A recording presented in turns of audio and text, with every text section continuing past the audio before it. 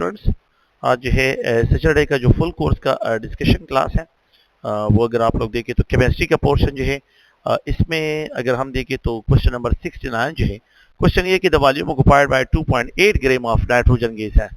The volume occupied by 2.8 gram.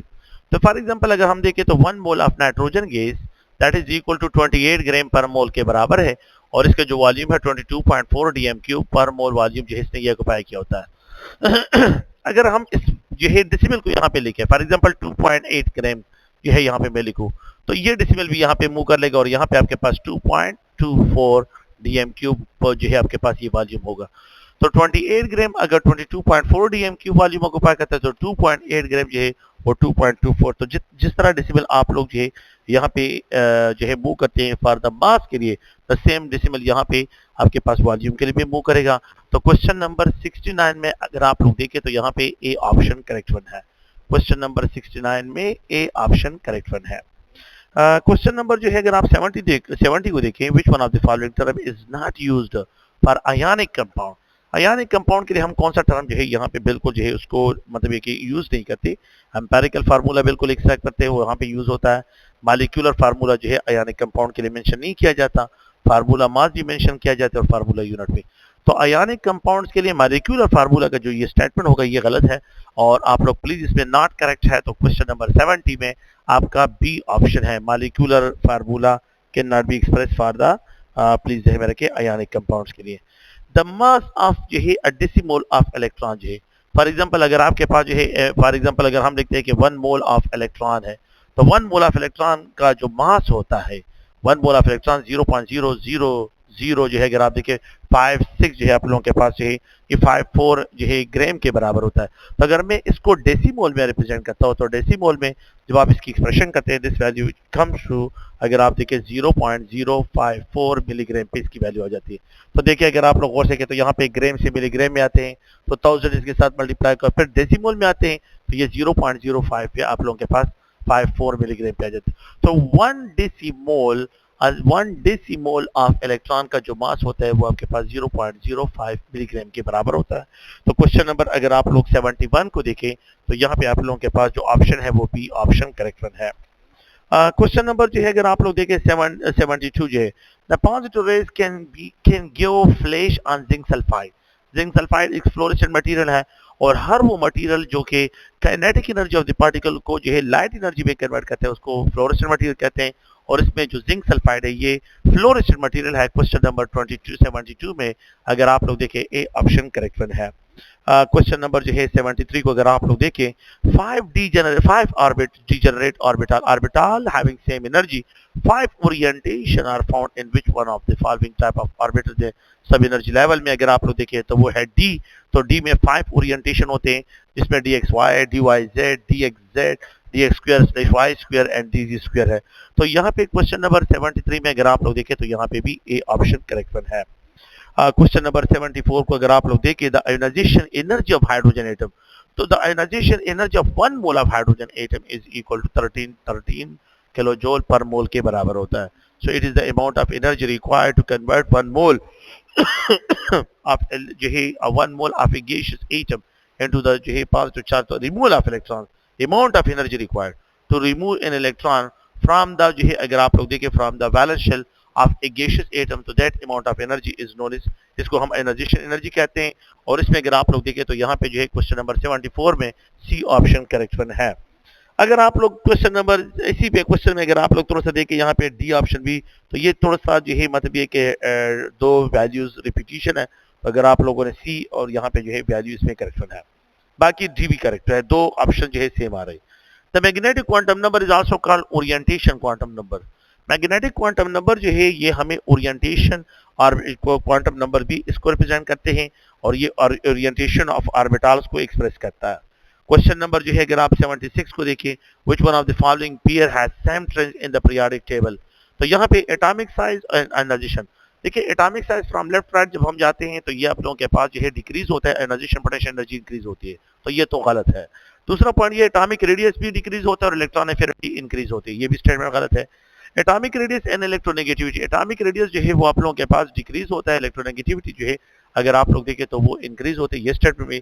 तो electronegativity and ionization energy from left right जब हम जाते हैं इलेक्ट्रोनेगेटिविटी भी इंक्रीज होती है और आयोनाइजेशन एनर्जी भी इंक्रीज होती है। तो यहाँ पे they have the same trend in periodic table. Question number 76 में अगर आप देखें डी ऑप्शन करेक्ट वन है।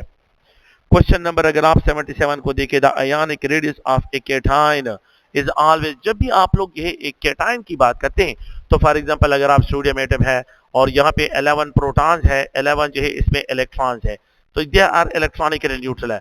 लेकिन अगर मैं इससे एक इलेक्ट्रॉन रिमूव करता हूं तो यहाँ पे जो है प्रोटॉन वही है लेकिन इलेक्ट्रॉन नंबर क्या हो गए, ये 10 पे आ गए।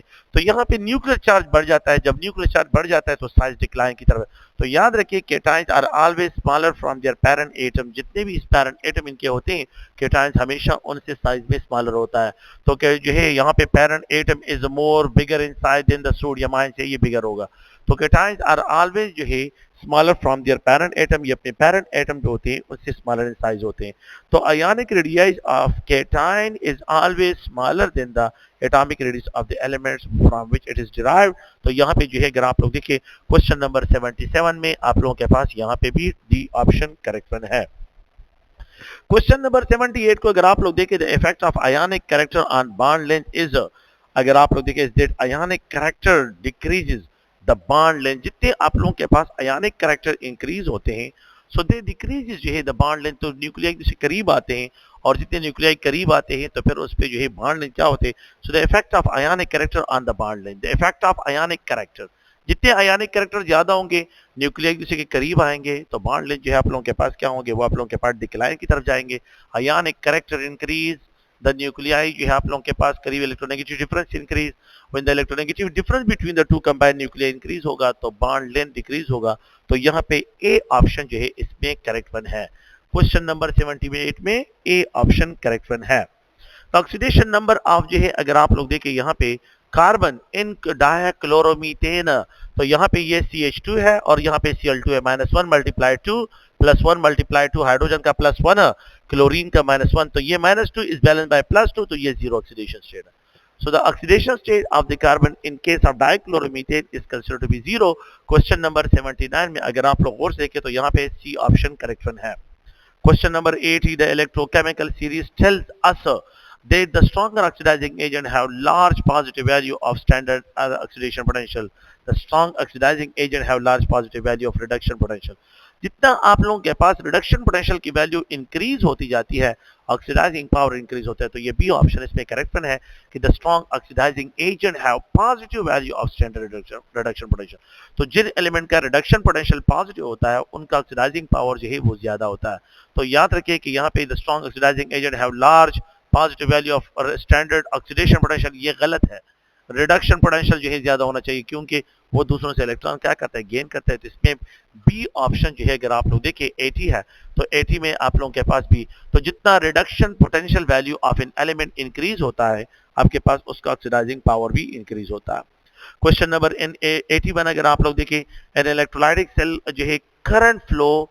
जब भी इलेक्ट्रोलाइटिक सेल जो होते हैं तो उसमें करंट फ्लो जो है हमेशा फ्लो होता है, इलेक्ट्रॉन फ्लो होता है फ्रॉम एनोड टू कैथोड जो है आउटसाइड द सेल्स। तो यहाँ पे जो है an electrolytic current flows from anode, the flow of electron क्योंकि एनोड पे ऑक्सीडेशन होता है so the flow of electron from anode to cathode होता है। तो the direction of flow of current from anode to cathode होता है। इसमें अगर आप लोग देखिए ए ऑप्शन करेक्ट वन है। क्वेश्चन नंबर 81 में ए ऑप्शन करेक्ट वन है।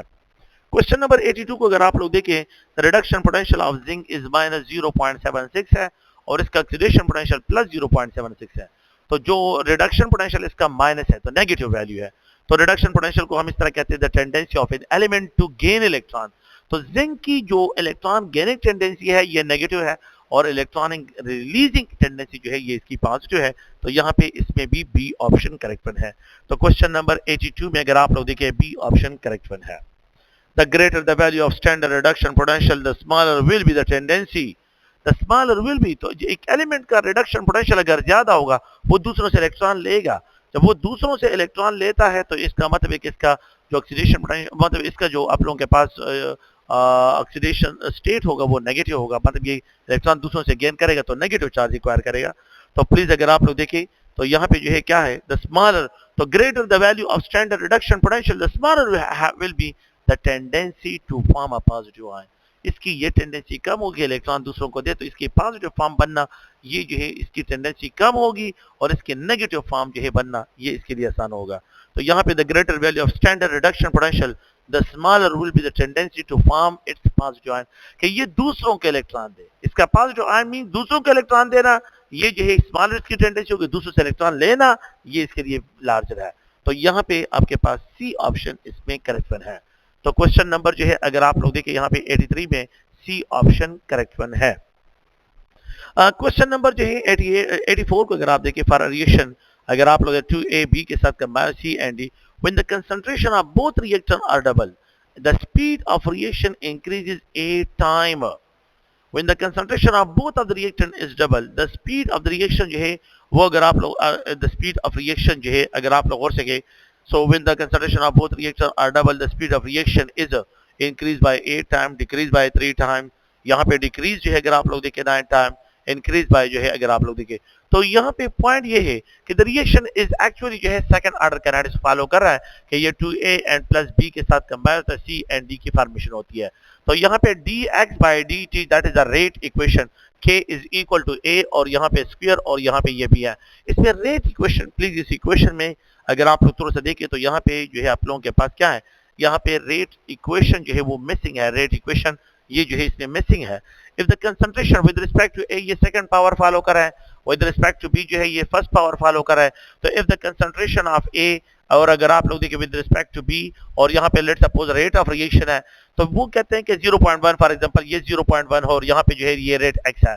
अगर मैं इसकी कंसंट्रेशन को डबल करूँ, इसकी कंसंट्रेशन को बेटा दोनों को डबल कर लेता हूँ, तो यहाँ पे जो है ये 4 टाइम इंक्रीज क्योंकि स्क्वायर है, और यहाँ पे अगर आप देखें 0.2 तो ये 0.2 2 मल्टीप्लाई 4 मल्टीप्लाई 2, तो यहाँ पे 8x the rate of reaction increase हो जाता है।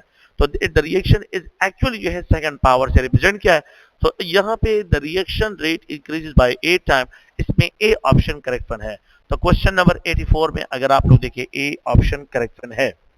क्वेश्चन नंबर 85 देखिए फॉर एनी रिएक्शन ए जो है चेंज होता है बी में, तो विच one of the following statement is correct regarding the rate of reaction.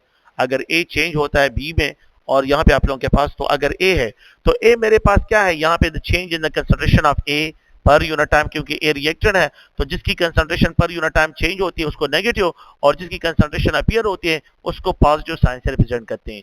तो जिसकी कंसंट्रेशन डिक्लाइन होती है उसको नेगेटिव साइन से, जिसकी कंसंट्रेशन इंक्लाइन होती है इंक्रीज होती है उसको पॉजिटिव। तो यहाँ पे अगर आप इस इक्वेशन में देखिए जो है डी ऑप्शन इसमें करेक्ट है।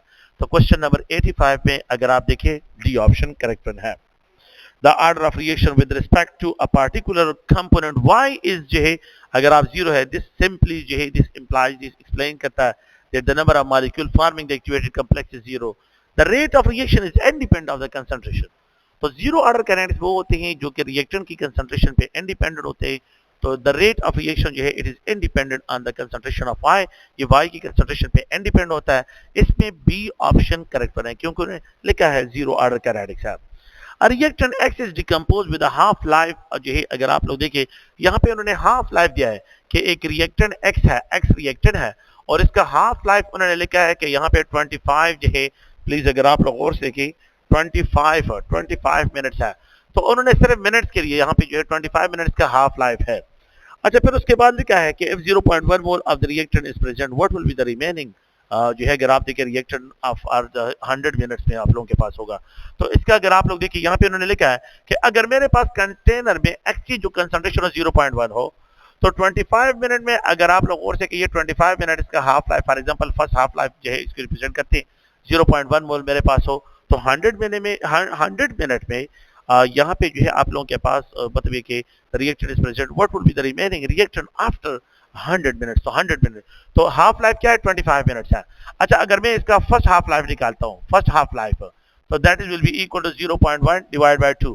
अच्छा तो अगर आप 100 को देखें 100 तो 100 टाइम दिया है और यहाँ पे हाफ लाइफ इसका 25 है, तो यहाँ पे इन दोनों का रेशियो निकाले 4 आपके पास आता है।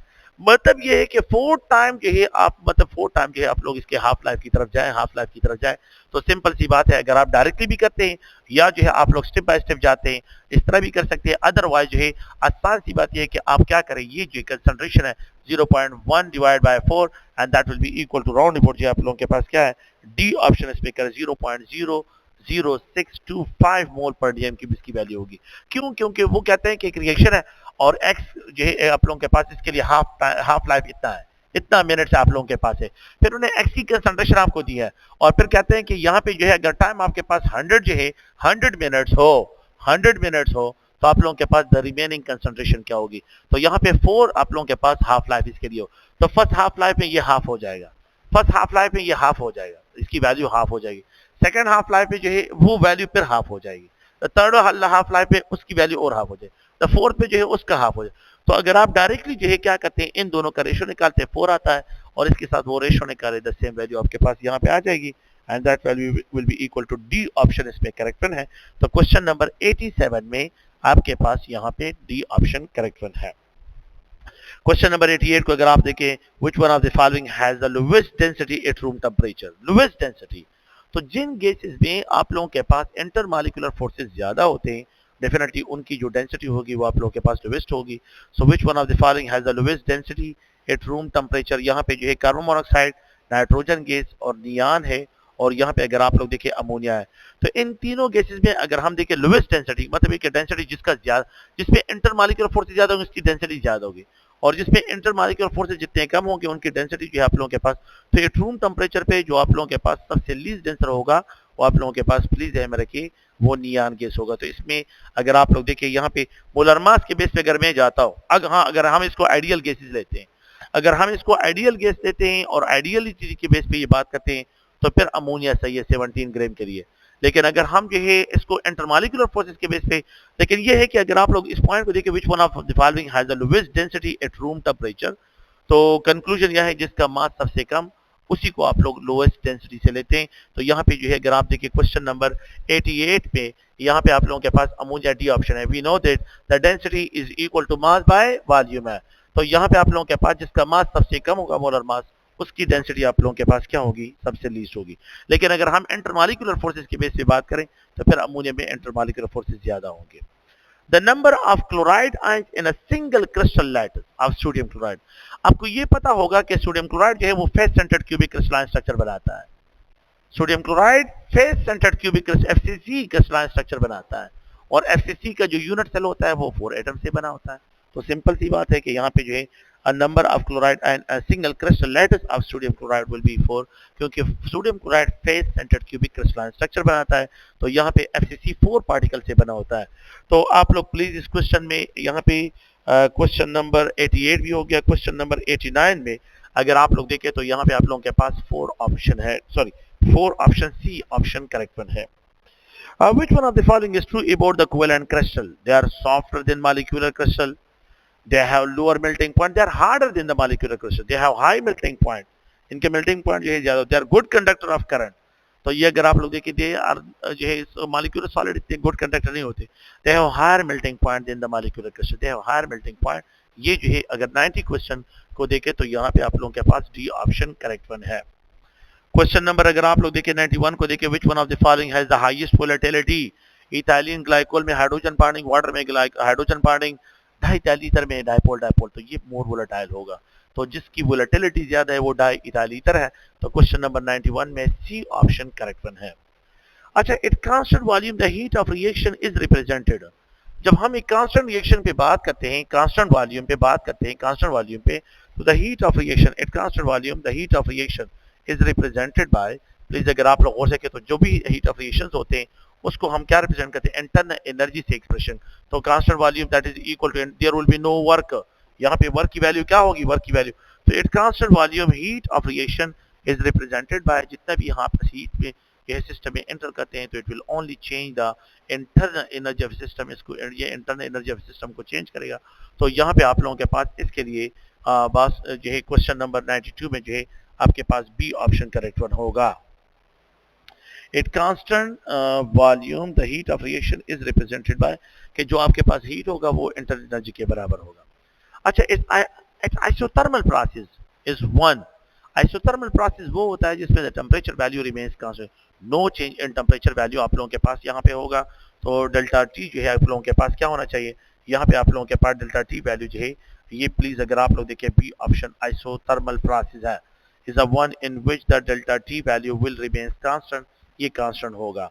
अगर आप लोग देखिए delta H N for the reaction sodium hydroxide and acetic acid, क्योंकि एसिटिक एसिड वीक एसिड है, तो यहाँ पे -57 किलो जूल पर मोल के बजाय जो है यहाँ पे स्लाइटली डिक्रीज होगा। क्यों?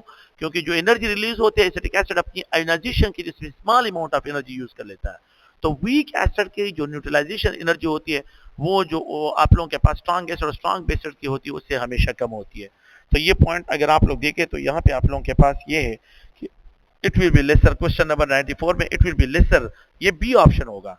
देखिए वीक एसिड जो है और स्ट्रॉन्ग एसिड स्ट्रॉन्ग बेसिस के लिए जो लेटेस्ट न्यूट्रलाइजेशन एनर्जी होती है वो हमेशा -57 किलो जूल पर मोल होती है। लेकिन अगर आप वीक एसिड लेके आते हैं या किसी जगह से वीक बेस लेके आते हैं तो फिर -57 से ये ड्रॉप हो जाती है। रीजन ये होता है क्योंकि वीक एसिड कंप्लीटली आयोनाइज नहीं होते, तो इस वजह से ये मसला आ जाता है। इफ अ साल्ट एंड जो है और एसिड जो है आर कंसंट्रेशन आर इक्वल हो, then the pH of acidic buffer solution will be equal to pKa। अगर आपके पास क्या हो, यहाँ पे जो है pH is equal to pKa है, और यहाँ पे अगर आप देखें log of salt divided by acid concentration, ये हेंडरसन हेजलबाच इक्वेशन है। अगर इन दोनों की कंसंट्रेशन 0 हो जाए, सॉरी 1 के बराबर हो, जो है दोनों 1 के इक्वल हो, तो log 1 किसके बराबर होगा? 0 के बराबर होगा, तो log 1 0 के बराबर हो जाएगा, तो pH और pKa वैल्यू दोनों बराबर हो जाएंगे। व्हेन साल्ट और एसिड की कंसंट्रेशन दोनों बराबर हो तो फिर उस बफर सोल्यूशन का pH और pKa वैल्यू दोनों बराबर हो जाते हैं। तो क्वेश्चन नंबर 95 में आपके पास ए ऑप्शन करेक्ट है। Okay, if the nitrogen is allowed to react with hydrogen, ammonia बनता है। इस रिएक्शन के लिए अगर आप लोग देखें तो यहाँ पे Kp और Kc में क्या रिलेशन होगा? वी नो दैट अगर आप लोग देखें Kp is equal to Kc into RT delta N है। अच्छा, ये नाइट्रोजन और हाइड्रोजन कंबाइन होते हैं और यहाँ पे 2 मोल ऑफ अमोनिया बनता है। अच्छा, अगर आप लोग देखें तो यहाँ पे ये product number of mole minus reactant number of moles है। Product number of mole minus reactant number of mole, तो Kp value will be equal to Kc, और यहाँ पे जो है अगर आप लोग देखें RT, और यहाँ पे 2 - 4 है, 2 - 4 है, तो Kp value will be equal to Kc into RT, और यहाँ पे ये -2। तो यहाँ पे अगर आप लोग सी ऑप्शन को देखें तो सी ऑप्शन इस रिएक्शन के लिए करेक्शन होगा। तो क्वेश्चन नंबर 96 में सी ऑप्शन करेक्ट वन है। Which one of the following alkali metal is highly radioactive? आप अल्कली मेटल जो है तो फिर तो आप लोगों के पास आरबी तो इससे निकल गया, सीजियम है नहीं, और आप लोग और से के फ्रांसियम, तो आरबी रुबिडियम भी जो है अगर आप लोग देखिए वो रेडियो एक्टिव नहीं है, और सीजियम में francium is a radio active element है। तो क्वेश्चन नंबर 97 में अगर आप लोग देखें सी ऑप्शन करेक्ट है। अच्छा, क्वेश्चन नंबर 98 को अगर आप देखें, which one of the following will precipitate first when the aqueous solution containing sulfate ion are added? Magnesium, calcium, barium and barium, strontium and barium. आप लोगों ने सेकेंड ईयर के कोर्स में भी पढ़ा होगा कि barium sulphate is the least soluble है। तो अगर हम क्या करते हैं, एक्वस सोल्यूशन ऑफ जो है सल्फेट आयन एड करते हैं, तो सबसे जो जल्दी जो है प्रेसिपिटेट होगा वो बैरियम होगा, क्योंकि barium sulphate is highly insoluble in water, ये इनसॉल्युबल होता है। तो ये 98 में अगर आप देखें डी ऑप्शन करेक्ट वन है। क्वेश्चन नंबर 99 को अगर आप देखें, sodium sulphate is insoluble is soluble water, sorry is soluble in water where is barium sulphate is sparingly soluble. Reason ये होता है कि सोडियम सल्फेट की हाइड्रेशन एनर्जी जो है वो ज्यादा है और उसके जो लैटिस एनर्जी वो कम है, तो इसलिए वो फ्रीली सॉल्युबल होता है। लेकिन बैरियम सल्फेट की लैटिस एनर्जी जो है यहाँ पे कम तो हो जाती है, लेकिन हाइड्रेशन एनर्जी बहुत कम हो जाती है, इसी वजह से जो उस वहाँ पे सॉल्युबिलिटी उसकी कम हो जाती है। सो पहला जो पॉइंट है, the latest in enthalpy of sodium sulphate is less than the hydration energy, इससे वो उस वाटर में फ्रीली सॉल्युबल होता है। तो जिन सब्सटेंसेस की हाइड्रेशन एनर्जी वो लेटेस्ट एनर्जी से जो है क्या होती है, ज्यादा होती है, वो फ्रीली सॉल्युबल होती है। तो यहाँ पे अगर आप लोग देखें 99 में आप लोगों के पास ए ऑप्शन है। क्वेश्चन नंबर अगर आप लोग 100 को देखें, the metal that produces red violet colour in the जो है नॉन लुमिनस फ्लेम, तो जब भी हम आरबी को रुबिडियम को इंट्रोड्यूस करते हैं तो वो रेड फ्लेम जनरेट करता है, आप लोगों ने पढ़ा होगा, और ये जो है इसका लैले जो है सॉरी ब्राइट रेड कलर होता है, और यहाँ पे इसमें सी ऑप्शन आरबी है। तो आरबी जो है अगर आप देखें वो जो है रेड कलर जो है प्रोड्यूस करता है, red violet colour flame produce करता है। ये उसका जो है वो फ्लेम टेस्ट पे क्वेश्चन है। Which one of the following alkaline earth metal hydroxide and जो है is amphoteric in characters? तो beryllium hydroxide, calcium hydroxide basic है, स्ट्रॉन्शियम हाइड्रोक्साइड बेसिक है, बेरियम हाइड्रोक्साइड इज, तो beryllium hydroxide are amphoteric in nature. तो the hydroxide of the beryllium are amphoteric in nature. Hydroxide of the, please अगर आप लोग देखें तो यहाँ पे hydroxide of the beryllium are amphoteric in nature. Opaque name of the compound is sodium. Please अगर आप देखें सोडियम हेक्सानाइट्रो कोबाल्टेट, क्योंकि ये एनायनिक कम्प्लेक्स है कोबाल्टेट और यहाँ पे 3 कम्प्लेक्स है, तो बी ऑप्शन इसमें करेक्ट वन है. तो प्लीज अगर आप लोग देखें क्वेश्चन नंबर 102 में अगर आप देखें बी ऑप्शन इसका जो है नॉमेनक्लेचर है. क्वेश्चन नंबर जो है 103 को अगर आप देखें hydrogen serve is a monodentate chelating agent है और इट्स अ बाइडेंटेट लिगेंड. लेकिन इस तरह के लिगेंड्स को जो बाइडेंटेट हो लेकिन कनेक्ट होता है एट अ टाइम जो है दो साइड से कनेक्ट हो सकता हो लेकिन रिंग स्ट्रक्चर में ये इन्वॉल्व ना हो तो इसको एम्फीडेंटेट भी कहते हैं. इट्स अ बाइडेंटेट लिगेंड है लेकिन कीलेटिंग एजेंट नहीं है, लिगेंड नहीं है. तो क्वेश्चन नंबर जो है आप लोगों के पास 103 में जो है सी ऑप्शन करेक्ट वन है. द रेट ऑफ रिएक्शन अगर आप लोग देखें विच one of the following reaction के यहाँ पे एक जगह पे न्यूक्लियोफाइल आ रहा है और वो जो है जी को रिप्लेस कर कनेक्ट हो रहा है is fastest when nucleophile is esterification में अल्काक्सी ग्रुप हो, एमाइड ग्रुप हो, क्लोरीन हो. सबसे आसानी के साथ जो रिप्लेस होता है हाइड्रोक्सिल ग्रुप को अगर जी को रिप्लेस करें तो उसमें आप लोग क्या करें फास्फोरस पेंटाक्लोराइड डाल दें या थाइनाइल क्लोराइड के साथ. तो हेलोजिनेशन क्लोराइड एंड बोथ आसानी के साथ कार्बोनाइल ग्रुप का जो जी ग्रुप है इसको आसानी के साथ डिटेच कर सकता है. तो यहाँ पे द रेट ऑफ रिएक्शन सबसे फास्टेस्ट होगा. क्वेश्चन नंबर 104 में सी ऑप्शन यहाँ पे करेक्ट वन है. In sodium fusion test, the organic compound, the nitrogen, organic compound having nitrogen हो तो जब आप उसको सोडियम मेटल के साथ फ्यूज करते हैं तो they produce sodium cyanide. Lassaigne solution आप लोगों ने शायद नाम सुना हो. चैप्टर 3 में अगर आप लोग चले जाएं ऑर्गेनिक केमिस्ट्री के इंट्रोडक्शन में तो वहां पे जो है सोडियम एक्सट्रैक्ट सोल्यूशन भी कहते हैं. तो जब हम सोडियम मेटल को नाइट्रोजन कंटेनिंग कंपाउंड के साथ फ्यूज करते हैं तो they produce sodium cyanide. Organic nitrogenous compound है and if it is fused with a sodium metal तो you will get sodium cyanide. तो ये साइनाइड फॉर्म में कन्वर्ट हो जाती है. तो यहाँ पे आप लोगों के पास इस क्वेश्चन के लिए अगर आप लोग देखिए बी ऑप्शन करेक्ट वन है. क्वेश्चन नंबर 105 में बी ऑप्शन करेक्ट वन है. क्वेश्चन नंबर 106 में देखिए the IUPAC name of the compound is, the IUPAC name of the compound is.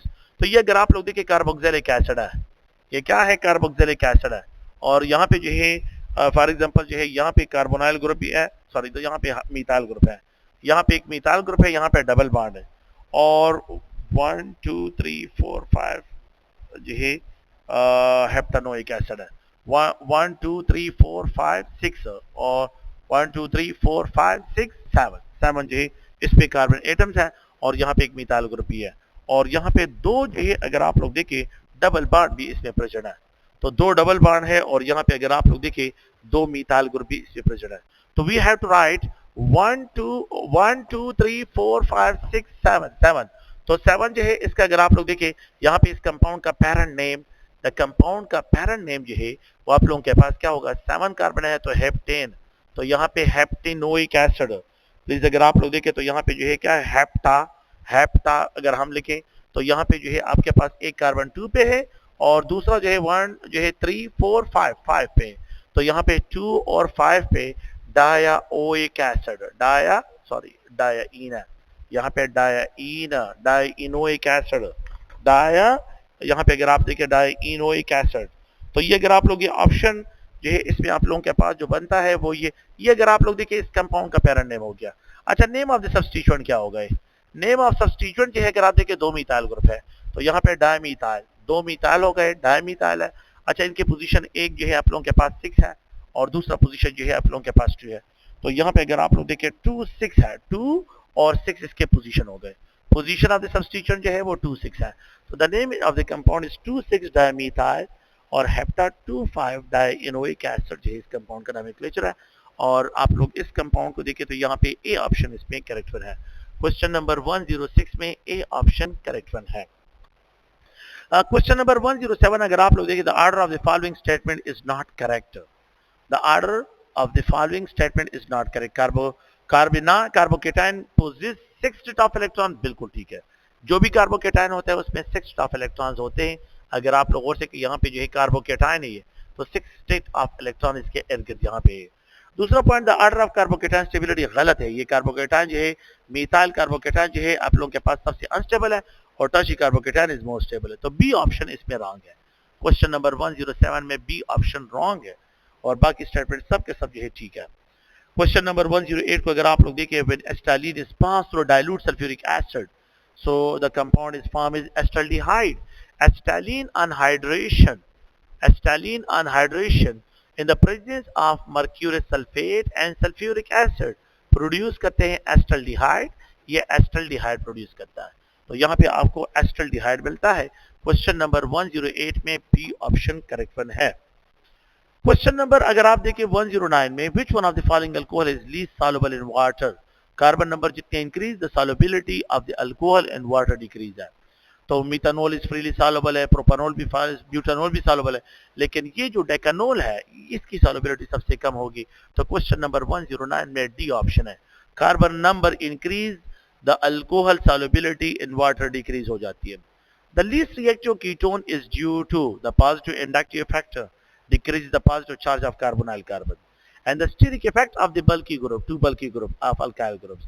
ये sp2 hybridizer नहीं, यहाँ पे एक इंडक्टिव इफेक्ट की वजह से ये पहला ऑप्शन भी ठीक है कि कार्बोनाइल कार्बन है, तो यहाँ पे जो है ये दोनों क्या करते हैं, ये दोनों अल्काइल ग्रुप इसको इलेक्ट्रॉन डोनेट करते हैं, तो इसका इंडक्टिव इफेक्ट इसके इलेक्ट्रोफिलिक कैरेक्टरिस्टिक कम हो जाते हैं. और दूसरा स्टीरिक इफेक्ट की वजह से, तो ये दोनों फैक्टर जो है सही है. और इसमें अगर आप लोग इस क्वेश्चन में देखें तो यहाँ पे both A and B correction जो है यहाँ पे कर ले 110, तो यहाँ पे डी ऑप्शन करेक्ट वन है.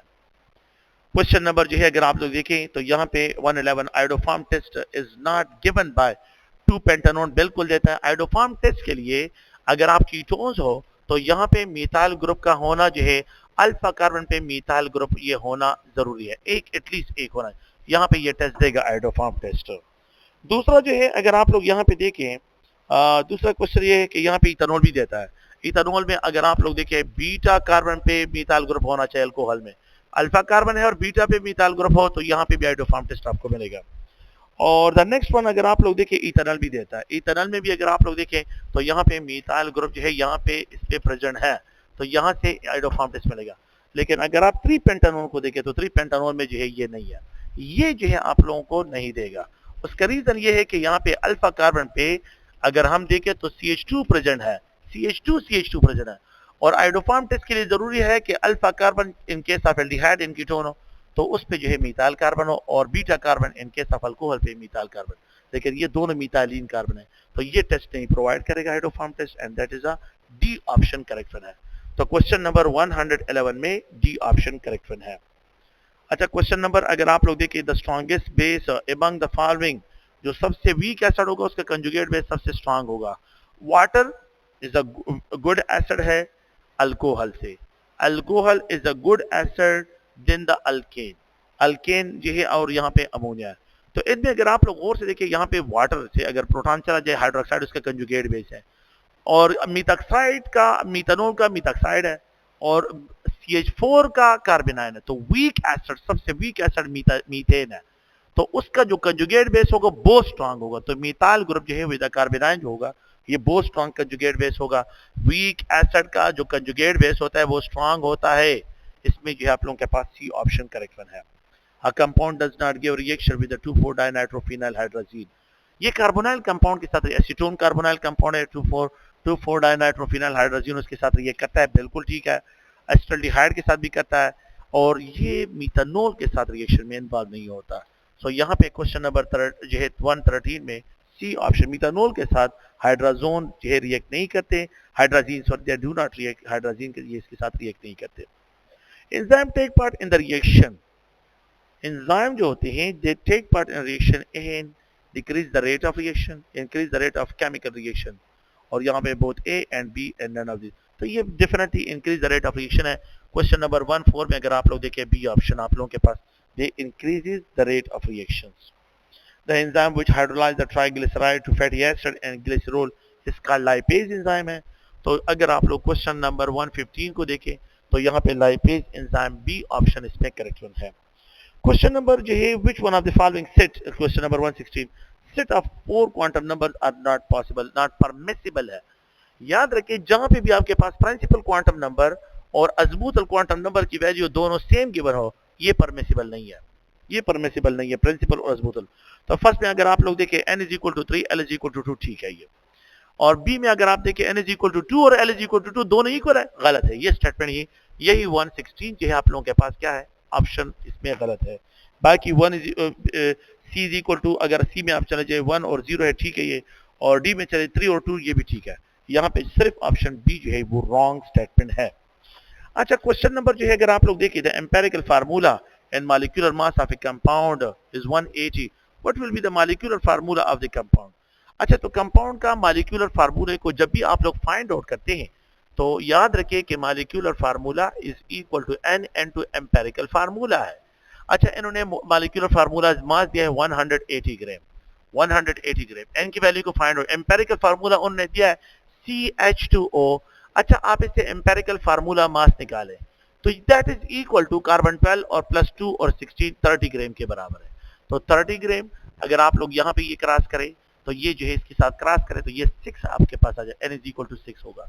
अब एम्पेरिकल फार्मूला CH2O है और n की वैल्यू जो है 6 है, दोनों को मल्टीप्लाई करें, C6H12 और यहाँ पे ये O6 है। ये आप लोगों के पास क्या होगा, मॉलिक्यूलर फार्मूला इस कंपाउंड का होगा। और इस क्वेश्चन में 117 में आपके पास सी ऑप्शन करेक्ट है।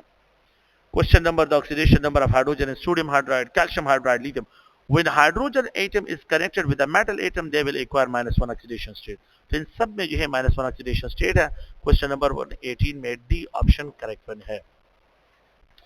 Coal gas is a mixture of hydrogen gas and carbon monoxide, तो यहाँ पे 119 में आप लोगों के पास जो है सी ऑप्शन करेक्ट है। Mark the oxide which is amphoteric in nature, carbon dioxide acidic, silicon dioxide acidic और स्टेनस ऑक्साइड आर एम्फोटेरिक है। तो ये अगर आप लोग देखिए 120 में स्टेनस ऑक्साइड जो है सी ऑप्शन है। Enthalpy change of A system depends on it's, तो वो क्योंकि स्टेट फंक्शन है तो बहुत इनिशियल एंड फाइनल स्टेट पे जो है डिपेंड करता है। क्वेश्चन नंबर 121 में सी ऑप्शन करेक्ट है। क्वेश्चन नंबर अगर आप लोग देखें तो यहाँ पे जो है 122 है, in hydrogen spectrum the value of N1 in case of Paschen series. तो जब भी एक इलेक्ट्रॉन किसी भी एनर्जी लेवल से जम करके जो है N3 में चले आ जाए तो फिर इसको हम पास्टन सीरीज ऑफ रेडिएशन से एक्सप्रेशन करते हैं। इन केस ऑफ हाइड्रोजन तो यहाँ पे N1 should be equal to 3, ये 3 होना चाहिए। तो क्वेश्चन नंबर 122 में आपके पास जो है डी ऑप्शन करेक्ट है। तो ये अगर आप लोग आज का जो टेस्ट है इसका यहाँ पे की है और आप लोगों के लिए जो है ये डिस्कशन, तो आप लोग प्लीज इनको क्लियर करें। ओके, अस्सलाम वालेकुम।